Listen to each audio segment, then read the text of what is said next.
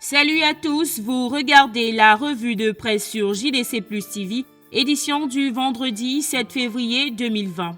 La majorité des tabloïds parus en kiosque ce vendredi matin ont relayé l'écho de la campagne électorale du double scrutin de ce dimanche 9 février 2020.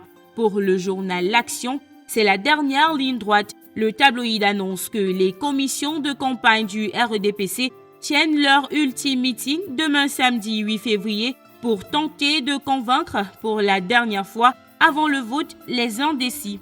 Toujours parlant des dernières préparatives au vote de ce dimanche, le tri-hebdomadaire Essingan a accordé une interview au chef de la délégation permanente départementale du comité central pour la Léquier, Henri Eyébéaïssi, qui a lancé un appel solennel pour la mobilisation optimale de tous les hommes, les femmes ainsi que les jeunes pour aller voter et conforter la position du chef de l'État.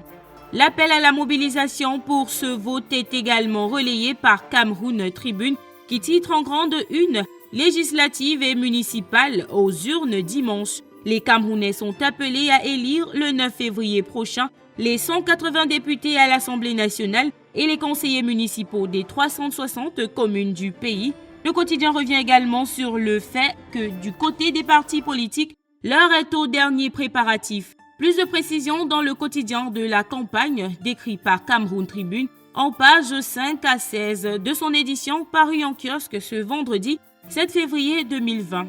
Et puisque nous parlons d'élections, un élément qui semble souvent ou alors toujours s'inviter au menu des activités liées aux élections, comme l'indique le quotidien Mutation, eh bien c'est la fraude. Dans sa page 7 de son numéro de ce jour, le quotidien fait état des mesures prises par les partis politiques en lice au double scrutin pour combattre ce fléau dimanche, jour des élections.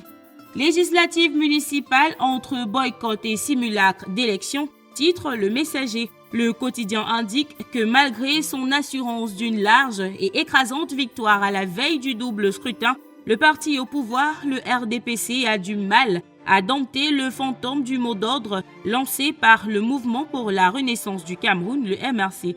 Pour plus d'éclairage à ce sujet, lisez la tribune de Christian Djoko en page 11 du quotidien Le Messager dans son édition de ce vendredi 7 février 2020. Un autre événement qui marquera le mois de février, c'est la célébration de la 54e édition de la Fête de la Jeunesse. En vue de cette célébration, la rédaction du quotidien Le Jour s'est intéressée aux fléaux qui minent l'environnement scolaire au Cameroun, entre autres le sida, l'alcool, la violence, le chômage. Conséquence, les jeunes sont sans avenir, souligne le journal. Pour en savoir davantage, lisez le dossier proposé par la rédaction du journal de la page 2 à la page 3 de son édition de ce vendredi 7 février 2020. Et c'est ainsi que nous mettons un terme à cette édition de la revue de presse sur JDC Plus TV. Merci d'avoir regardé. À lundi.